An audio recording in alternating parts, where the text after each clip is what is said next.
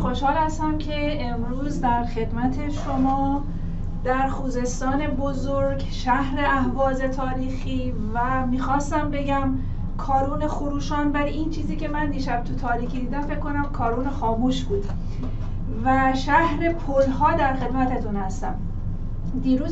دیروز من فقط پل سفید رو میشناختم از اینجا.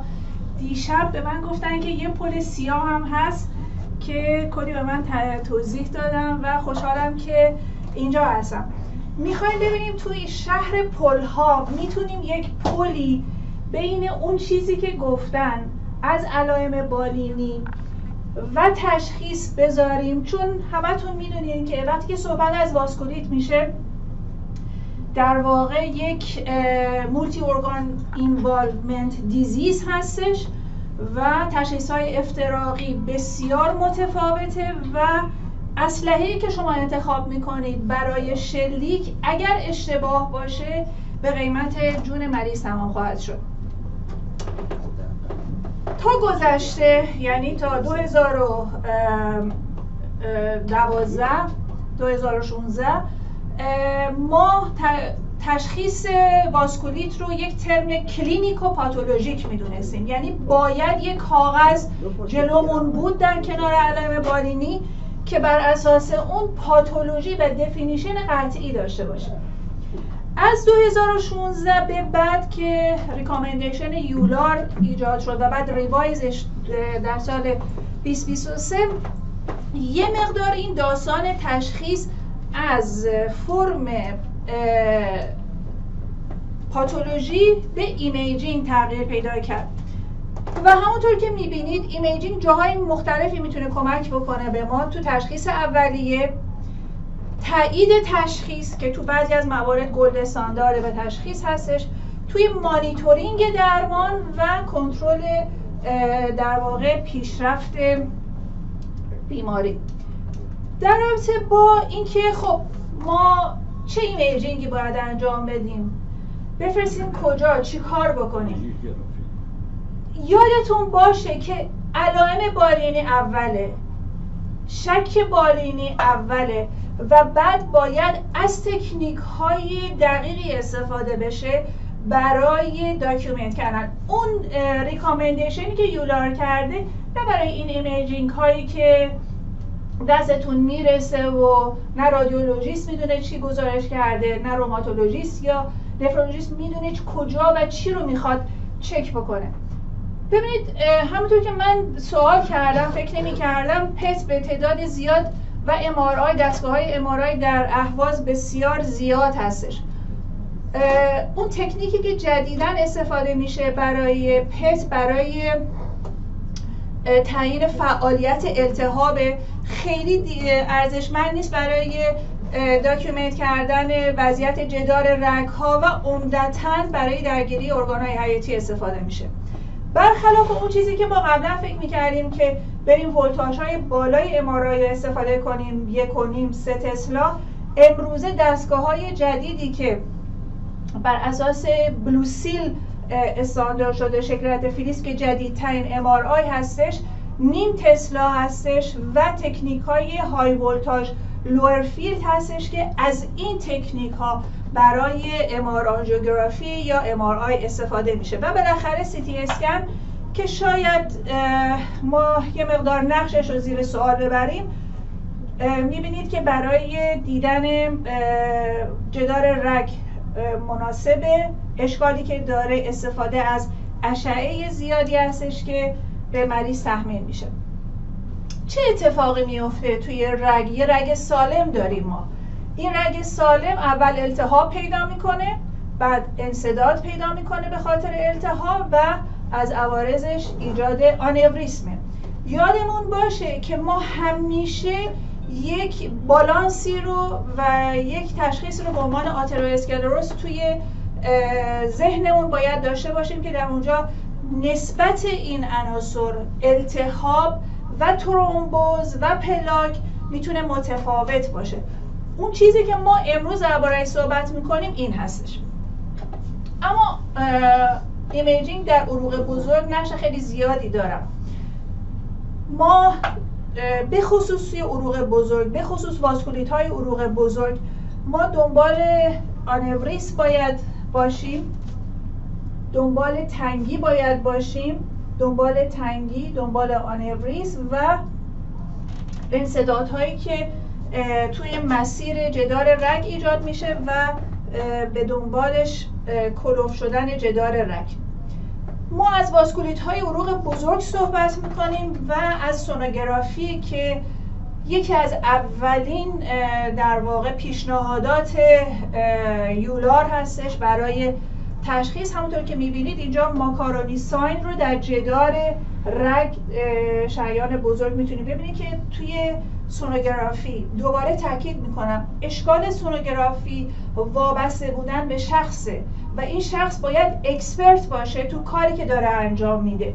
بنابراین دیدن یه همچین تصویری و مشخص کردنش میتونه در عروق بزرگ به عنوان اولین قدم برای تشخیص در واسکولیت های عروق بزرگ به خصوص تاکایوسو باشه. همونطور که میبینید اینجا مقایسه هستش بین تصویر اولتراسوند و آنژیوگرافی که در شریان کاروتید هستش. اینجا تنگی رو میتونید ببینید که 40% تنگی داریم و اون بالا آنوریسم ثانویه‌ای که داریم و اینجا دوباره تو سابکلویان یه مقدار تنگی داریم. اولتراسون محدوده، به خصوص اگر درگیری‌های ما توی آورت توراسیک باشه. توی نواحی سطحی ما دستمون بازتره برای استفاده از سونوگرافی و گاهی اوقات در مواردی که مجبور باشیم، چون این تکنیک ها وابسته به حضور و وجود شخص اکسپرته، گاهی اوقات میشه از اندوسکوپیک اولتراسونوگرافی اگر شخص اکسپرتی باشه استفاده کرد. باز دوباره در تاکایوسو میبینید در گذشته تا قبل از 2023 سیتی آنژیو رو به عنوان گلد استاندارد برای تشخیص تاکایوسو به عنوان واسکولیت عروق بزرگ در نظر میگرفتن. همونطور که میبینید اون دبل ریمی که اونجا وجود داره، قسمت هایپو اکویکی که هایپودنسی که در قسمت داخلی هستش که نشون دهنده ادم انتیماس و نایه هایپردنسی که در قسمت خارجی هستش که نشون دهنده التهاب مدیا و ادوانتیسه و مقایسهش رو با آنژیوگرافی میتونید ببینید. دوباره MR آنژیوگرافی در تاکایوسو که اینجا میبینید که تو کاروتید جاهای متعددی تنگی داریم و بعد اون آنوریسم بالاش که توی MR آنژیوگرافی نوار میبینه. دقت به تصویر، نوع تصویر و اون چیزی که گفتم state of art بکنید. اینجا یک نمای MR آنژیوگرافی با گادولینیوم هستش که شما تنگی رو توی سابکلویان میبینید، تنگی رو توی کامن کاروتید میبینید، توی آورت نزولی تنگی رو میبینید تو جاهای مختلف و باز اینجا دوباره تنگی ها رو میتونید ببینید. این تصویر MR آنژیوگرافی هستش با همون تکنیک جدیدی که گفتم. توی تاکایوسو تو MR آنژیوگرافی که با گادولینیوم انجام میشه، تا قبل میمونن آنژیوگرافی میکنن، ولی امروز کانونشنال آنژیوگرافی اگینست توی ریکامندیشن یولار به خاطر عوارضی که داره و از نظر دارو و بقیه چیزهای دیگه، مگر اینکه شما بخواید یک کاری توی رگ مثل امبولکتومی یا یک کار در واقع درمانی برای فرد انجام بدید. اولتراسونوگرافی رو میذاریم فقط برای سابکلویان و شریان‌هایی که سطحی تر هستن. MR آنژیو یا سیتی آنژیو رو در مواردی که بستگی داره تکنیکش وجود داشته باشه، دستگاهش وجود داشته باشه، صف نباشه یا دلایل دیگه، میتونین از اینها برای درگیری آورت استفاده کنید. همونطور که میبینید اینجا تنگی ها رو توی آورت که تصویر رد تیل بهش گفته میشه، دم موشی، اینجا شما میبینید این تصویر و نمای 3 دایمنشنال آنژیوگرافی رو در اینجا میتونید ببینید. یکی از واسکولیت های دیگه عروق بزرگ جانسل آرترایتیس ها هستن که همونطور که میبینید سونوگرافی باز در اینجا در مواردی که شما علائم کرانیال دارید نه اکسترا کرانیال و درگیری در شریان تمپورال، چون میدونید که شریان‌های متعددی مثل شریان افتالمی، شریان کرانیال و جاهای دیگه میتونه در اینجا درگیر بشه یا شریان صورتی. این شکل نرمال یک اولتراسونوگرافی شریان تمپورال هستش. اینجا التهاب و جراح رگ میتونید ببینید و اینکه کامپرس نمیشه به دنبال فشاری که روی سطح میارن که میدونید در عروق عمقی این امکان وجود نداره. باز در شریان تمپورال میتونیم بدیم گایدلاینی که یولار ریکامند کرده. هالوساین رو شما اینجا میبینید در جدار رگ، هالوساین که از خصوصیات تصویربرداری سونوگرافی در مواردی که شریان تمپورال یا شریان آگزیلری درگیر هستن که شما تنگی، انسداد رگ و هالوساین رو که از خصوصیات این واسکولیت هستش توی تصویر میبینید. اینجا های رزولوشن MRI آنژیوگرافی با گادولونیوم و دوباره تصویر رو میبینید که اینجا اپتیک نرو درگیر شده، اینجا شیت درگیره، اینجا دو طرف درگیره و این تصویر کیاسما رو ملتهب در اینجا میبینید. یه مسئله بهش باید توجه بکنید در موارد جانسل آرترایتیس که ما دو دسته در واقع ایسکمیک اپتیک نوروپاتی داریم. یه دستهشون آرتریتیک هستن که ثانویه به واسکولیت، یه دسته دیگه اینها نان آرتریتیک هستن و در این موارد این تصاویر رو شما در فرمای نان آرتریتیک نمیتوانید ببینید. همونطور که اینجا دقت بکنید سنسیتی این روش یه چیز حدود 78.5 و اسپسیفیتیش حدود 91% برای تشخیص جانسل آرترایتیس. در رابطه CT اسکن یا CT آنژیوگرافی همینجا بگم یولار ریکامندیشنش اگینست، یعنی نباید استفاده بشه به خاطر اشعه بالایی که به مریض میخوره، هزینه‌ای که داره و بقیه چیزهای دیگه. ولی اگر که این تکنیک در اختیار شما یا در دسترس شماست یا برای مریض انتخاب میکنید، به هر دلیلی شما یک تصویری دارید، تصویر سیگار، دود سیگار که میبینید اینجا رگه و اینجا تصویر دود سیگار رو میتونید ببینید توی نمای بزرگتر که اینم از یافته‌های اختصاصی در جانسل آرترایتیس در CT آنژیوگرافیه. این نمای 3 دایمنشنال که میدونید در 3 جهت این تصویر برداری میشه و این رو هم میفته. قبل از درمان در مریضی که جانسل آرترایتیس داشته میبینید که تنگی رو و اینجا بعد از درمان که رگ باز شده و کاملا شما عروق رو میتونید ببینید. همینجا اشاره کنم که این یکی از روش‌های برای فالوآپ کردن بیماران. البته این تکنیک پرهزینه هستش، باید کاست بنفیتش رو بسنجید. در رابطه با تکنیک پت که به روش FDG پوزیترون امیشن توموگرافی انجام میشه و همراهیش با CT، دوباره میبینید که قوس آئورت التهابش رو داره نشون میده، ولی اون تغییرات رگ به طور واضح مشخص نیست، فقط در حد دیدن التهاب هستش که دیده میشه. اینجا در رابطه با عروق کوچیک ما خیلی دستمون باز نیست برای تکنیک ایمیجینگ، ولی عروق متوسط بیشتر کمکمون میکنه.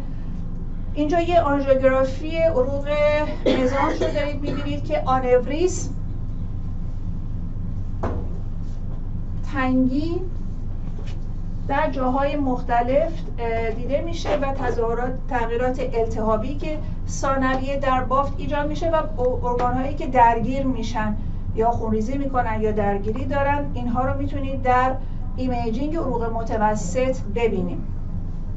کاوازاکی همونطور که میبینید دوباره تنگی و آنوریسم ثانویه و در شریان کلیوی در چند جا در قلب میبینید که لفت سیرکمفلکسش تو چند جا تنگی داره و آنوریسم پیدا کرده.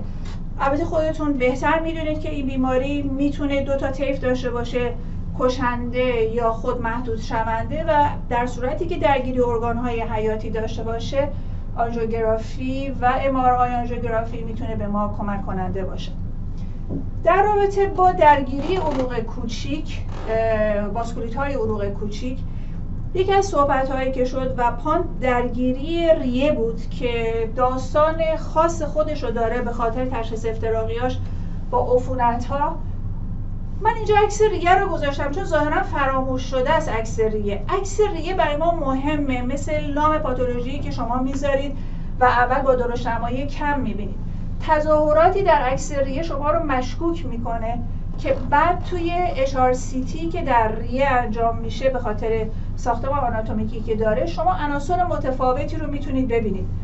از تظاهرات گراند گلاس اپیرنس، نودول‌ها، ضخیم شدن جدار برونش، تظاهرات رتیکولار پترن، وجود مایع در پلف، کانسالیدیشن، نودول‌های سالید یا در واقع حفراتی که به اشکال مختلف میتونن در ریه وجود داشته باشن. نما رو، تمام اون چیزایی که توی عکس ریه میبینید در HRCT بر حسب اینکه نوع واسکولیتتون چی باشه میتونید تشخیص بدید. دوباره یک نمای شماتیک رو اینجا گذاشتم. شما گرانولوماتوس پولیارژایتیس رو میبینید، یه واسکولیت عروق کوچیک. توی عکس میتونید از نودول‌های محیطی، نودول‌هایی که کویتری شدن، تظاهرات گراند گلاس، ضخیم شدن برونش‌ها و همونطور که میبینید تنگی برونش رو از بالا تا پایین، یعنی upper respiratory و lower respiratory ببینید. همونطور که میدونید upper respiratory یه چیزی بالای 100%، حدود 100% درگیره، lower respiratory 90% و کلیه تا 80% میتونه در اینها درگیر باشه. این تظاهرات بطن چپ رو میبینید که یک هایپرتروفی دارید اینجا و این تظاهرات ریوی در اوزینوفیلیک گراماتوز پولیارژایتیس هستش. توی پان باز دوباره تنگی شریان کلیوی و آنیوریسم ثانویه رو اینجا میتونید ببینید که عمدتاً تیوان اختصاصی تر هستش یافته‌هاش برای اظهار نظر. ما یک گروهی داریم به اسم وریابل وسل واسکولایتیس که اینا میتونن اندازه‌های مختلفی رو درگیر بکنن. یکی از سردست‌های اونها بهجت هستش، وسکس هست، وگان هستش، اشکال مختلفی هست. همونطور که اینجا میبینید یک آنوریسم شریان پولمونر هستش که بعد از درمان دوباره عود کرده. این آنوریسم شریان پولمونری رو دوباره دارید میبینید. اینجا کوگان سیندروم هستش که تنگی رو توی خروجی های شریان سابکلمی براکسفالیک و اینجا توی آورت میتونید ببینید.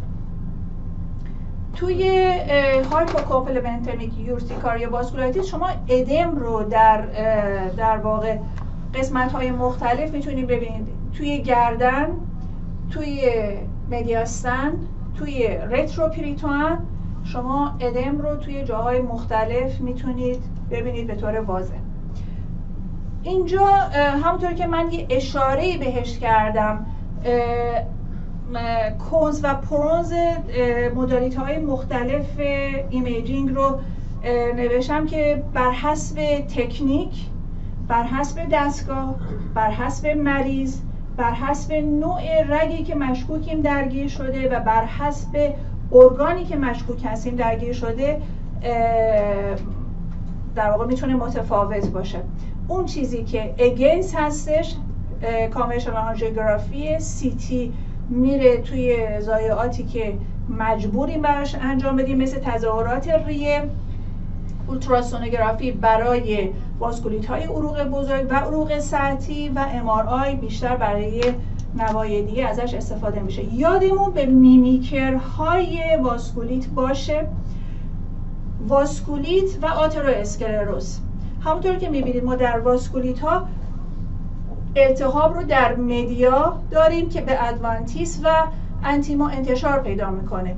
با پلک آترومی و کلسیفیکاسیون کاملا متفاوته، در حالی که میبینید تصویری که ایجاد میکنه کاملا یکسان بوده توی پت و اینجا بعد از اینکه جدا کردن تصویر رو، یعنی تمرکز دادن و دقت کردن تونستن اینا رو هم در تشخیص اولیه میتونه یکسان باشه. به این میمیکرها حواسمون باشه و یادمون باشه اینها محدود هستن، درصد نیستن. همچنان که بالین حرف اول رو میزنه، باید یادمون باشه که از چه سنسیتیویتی و اسپسیفیتی از اون دستگاه داریم استفاده میکنیم.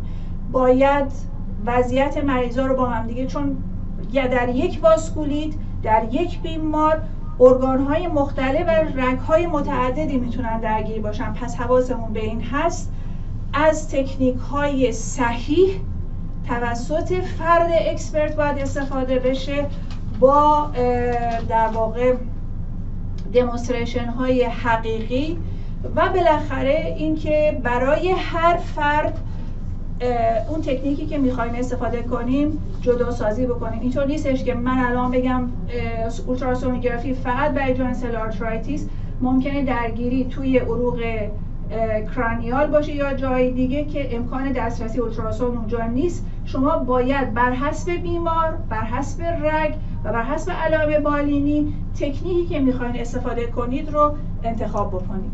با تشکر از وقتی که گذاشتید.